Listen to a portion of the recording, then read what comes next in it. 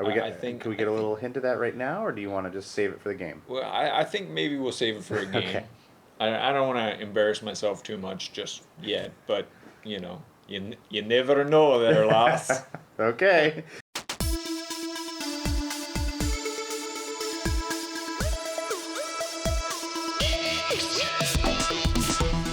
All right, so I am here with the great Henry Reisinger. Why don't you introduce yourself, Henry? Certainly. My name is Henry Reisinger. I've been an actor since I was about 8 years old. I've done all types of theater, television, commercial work, a little bit of voiceover work, and I'm excited to take on something new and different and try something that's going to be going onto the internet. All right, so to be clear, though, you have never played a game of D&D or anything like that. I have never played a actual game of D&D. No, I have not. All right, so what do you know of D&D? Do you tell us like a little bit of the cultural phenomena of D&D? What do you know of it? I know it has a very, very vast world of characters and classes. I've seen it on television. I've watched The Legend of Vox Machina, so Okay. I have the idea. I love the movie itself that came out Okay, the with Chris recent one. Pine. Yeah, because there was a Yes, couple. One of them being not very the good. recent one, and the idea of just you're in a different type of world and you're playing a game, but you have a dungeon master who kind of sets up the world and people sit down and play. But other than that, I've never actually sat and played a game. Okay, well, you have a pretty good idea of the game. I mean, Yes. it seems like you do. You've watched Vox Machina. You kind of get the idea. Some of our other players know that there's dice involved, so you know a lot There's more. a little than bit more than just yeah, dice. Yes. yeah, exactly. So and that's good. That's good. So before we get started in this, do you have any inspiration? We're here to build your character today for this adventure, right? Okay. What I want to do from you is draw out inspiration from you to be able to create this character and use your acting background to really flush out this character and bring it to life. That's what this is all about. The all the actors involved in this, they've never played a game of D&D in their lives, but they're all veteran actors. So we want to see you guys just bring these characters to life. So, that being said, we are here to create Henry's character. We're going to do it from the ground up, just like all the others. Do you have any kind of inspiration that you've seen, pop culture wise, movies, books you've read? I mean, this is a fantasy world. How would you want to see yourself as a character in this fantasy world? I watching Vox Machina. I like the dark leadership aspects of Okay. it, where you're not in the shadows, but you feel like I don't want to be the king. Mm-hmm. I'd rather be somebody that's gonna take something from the king and Oh, move okay. around the kingdom and take care of myself. And Okay. if I have people that Okay. I need to like and take care of, then I'm gonna take care of them too. Okay. That's controversial. I like that. That could be good. Good for the party. Could be bad for the party. You never know. Right. But that being said, we looked at the player's handbook a little bit. Yes. Do you have a class in mind? I believe the class I'm going to go with is a rogue. Rogues are the best. I'm a rogue player. I love rogues. Super utilitarian. They can do a lot of stuff. They can make or break a battle sometimes with their sneak attack abilities. If rogues are just amazing all around characters. They're super fun to play. What kind of drew you in towards that rogue? What did you see when you were reading about it that kind of made you feel like this is for you? It, again, that darker aspect. Yep. If I'm going to be in a dungeony world, I wouldn't want to be somebody covered in gold and glitter and walking through. I'd want to be hooded and almost Jedi type, where Ooh, I I'm, like that, yep. hidden around to get around everything and then Mm-hmm. go, okay, now we can handle the situation the way it needs to be handled. All right. Well, rogues are famous for sticky fingers sometimes. A lot of players play rogues where they're stealing things, maybe taking things they shouldn't be taking, doing stuff they shouldn't be doing a lot of times. Is that going to be you? Probably. Okay. Fair enough. Fair enough. All right. So we've got your class out of the way. The next thing we want to work on is going to be your race or your species in D&D. Now, there's a plethora of different races and species you can be. We again looked at the player's handbook a little Yes. bit. Is there anything that you kind of drew from there, or is there anything in pop culture references that you just like so much that you want to kind of portray it here? The game is called Dungeons and Dragons. I love dragons. I mean, okay. I think I know where you're going. If I'm gonna be a dragon. I'm gonna be a little human, but a dragonborn is what was in the book, and Yep. that was kind of like, hey, I don't want to just be a normal person walking around through the Yeah. streets. I'd want to be Why do that? I mean, you're in a right. fantasy world. I'm in a fantasy world. I might as well turn myself into a complete dragon. Yeah, if we're going fantasy, what's more fantasy than dragon? Exactly. All right, very good. Exactly. Well, there's a bunch of different color dragonborns. Have you picked out a color that you want to be? I believe I'm gonna go with a green color. Okay, I like it. I like it. Green dragonborn and a black cloaked hood, Yes. shooting arrows from the darkness. Why not? That's what I say. I say, why not? It's a fantasy. It is my go-to class. It's just absolutely, to me, it's the funnest class to play. So now that we have his race and we have his class set up, the next thing we have to do is we have to roll for abilities. And how we do that in D&D is we take 46, we roll them, we drop the lowest, and then we add these 3 up. Now this won't count towards it because that's a horrible roll. You don't want that. 10 is considered the average. Anything above 10 is good. You know, Okay. 18 is the highest you can roll, and 20 is the highest you can get in the game through leveling up and other means that we'll get into a little bit later. So what I'm going to have you do is we're going to roll these stats out. We're going to do it 7 different times. I let players roll 7 different times and drop the lowest. It just kind of gives new players a little bit more beef to them. It allows them to have a character that's going to be a little bit stronger and feel a little bit more powerful, as opposed to having a couple of bad stats and maybe not enjoying the game as much because you're rolling so poor the whole time. So, Okay. all right, so I'm going to give you this. I'll tell you when to roll. All right, Henry, so your first roll in D&D is going to be a... All right, so drop that lowest and then add... 12. 12. 12 is what I would consider an average D&D roll for something like this. So if 10 is an average person, 12 would be, you're a little bit better than an average person at whatever stat you put that in. For Okay. every 2 you go above 10, you're going to get what's a +1. And so whatever attribute you put that in, be it strength or dexterity, it's going to be a +1 to that skill set. So right Okay. now we're doing okay. We want to stay 10 or above the whole time, if we can. The higher the better, Alright. though. Here we go. Okay, 14. 14's good. All right, go ahead. This is roll number 3. Ugh. Uh-oh. 11. Oh, that's still not bad. Okay.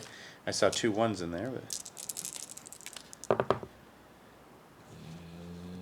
And, that one's out. Yep, That was the that was a one. 1. So we have 12. 12. Okay, 2 more times. 15. 15's great. And 13. 13. All right, so your lowest right now is a 11. Okay. So what we're going to do is we're going to roll one more time. If you roll higher than the 11, we'll ditch it and replace it. If not, then you stick with the 11. 11's not bad. It's still above average. Go ahead and re-roll those. Okay. Oh, I think that's going to be below. That's a below. That's so a below. We're So staying that's at 11. Yeah, that would be a 9. So we're going to stick with that 11. All right. So right now your stats are as follows. We haven't put them in any of their attributes yet, but your numbers are 12, 14, 11, 12, 15, and 13. And that's what I would consider a pretty average roll on D&D. It's not, you're not rolling particularly well, but you're still got pluses in just about every stat you can get, which is good. You didn't roll sub 10, so you don't get any minuses, which is great. All right. So what we have to do now is we have to take these numbers and translate them to your ability scores. Okay. You've got dexterity and strength, you've got wisdom and intelligence, and you've got charisma, and you've got constitution. Now, we went over these a little bit. Do you have any questions on any of these skills, or these abilities? Not off the top of my head, but Okay. I know my higher number would be at a dexterity. Yeah, dexterity is the rogue's. So then that's where we may have to move around after Yeah. that. So, all right. So we're going to put that as your dex then. It's super important to have that for rogues just because they rely on that for everything. Most of their, when you're attacking with a bow, you rely on that. When you're doing your acrobatics checks or your dex saves, this is all stuff that I'll explain to you, during the game as well. It all relies on that. The dexterity is the rogue's #1 stat, and it's going to be what you build off of moving forward. Okay? Okay. All right, so you also have constitution, and then you also have strength. Strength, your ability to hit things, right? That's your ability to, how much you can carry, how much you can push, how hard you can hit something, how far you can throw something. Not so much a rogue type thing. You're not the guy that's going to be, walking in trying to arm wrestle somebody. If you want to, you can make yourself a little bit stronger, but typically rogues don't rely on strength. They rely on their dexterity. You also have Constitution. Now, this is another big one because that's your strength of your body. It's going to give you a boost to hit points. It's going to give you the ability to resist things like poison, cold, and overall, it just helps you from dying. Okay. You've also got Intelligence, which is essentially book smarts or the study of arcana, that type of thing. You've got Wisdom, which is more street smarts. That has to do with perception, nature, that kind of thing. And you've also got Charisma. Charisma is a neat skill. It's the talking skill. So if you want to be out there talking to people, maybe intimidating or persuading, deceiving people, you want to put a little bit into that too. So that being said, we know your dex is set. Our next highest one would be a 14. Which one do you think you want to put that in? I think I'm going to go with Wisdom on that. Wisdom? That's a good one. I think I want to be smart about what I do. That's good. That's going to give you the ability to perceive your surroundings, and that's important for a rogue. You never want to be caught off guard as a rogue. It's embarrassing, and two, it's just, when that happens, if nobody else can see the threat coming and you can keep your party from being ambushed. It's a great thing. Nice. So, all right. So our next one is a 13. I think I want to keep a little bit of charisma just in case I got to talk about something. Okay. So you want to go 13 for charisma? We'll go 13 with charisma. All right, and let's talk about, we've got two 12s right now and an 11. So let's just eliminate what your lowest one's going to be. And it's still 11 is doesn't give you any plus, but it doesn't give you any negative. So it's whatever you decide for this, you're not getting a negative effect out of it. So it is just a normal skill. And Constitution again was... Constitution is the strength of your body. Mechanically speaking in the game, it's going to translate to more hit points and ability to resist certain effects better. All right, well, we'll make one of those a 12. Okay, so Con is your 12. So now we have Strength and Intelligence left. So you want to be a little bit beefier, or do you want to be a little bit smarter? I think I'll be a little bit smarter than That's a good one. That's a good one. And Strength is your 11. So right now we're sitting at a 12 for your Constitution, a 14 for your Wisdom, an 11 for your Strength, a 12 for your Intelligence, a 15 for your Dexterity, and a 13 for your Charisma. Overall, a very evenly built character. There's no glaring flaws here. There's no extreme highs in your stats, but that doesn't mean you can't role play and just have an absolute blast with these stats too. Right. So we have everything we need here to create your character. The only thing that's left is you. Do you have a personality you're going to infuse this character with? I do believe my character's going to need an accent. Now, okay. The quality of that accent may vary, or which one I want to work on and make sure that I'm ready for. Okay. But can we get a little hint of that right now, or do you want to just save it for the game? Well, I think maybe we'll save it for a game. Okay. I don't want to embarrass myself too much just yet, but, you never know there, lass. Okay. All right. So now, do you have motivations from the character? Do you have a personality in terms of how are you going to make your decisions? What's that based by? Are you going to be a little gruff and a little selfish, or are you going to be a team player? How do you feel like you're going to be? I think I'm going to try to be a team player for most of it.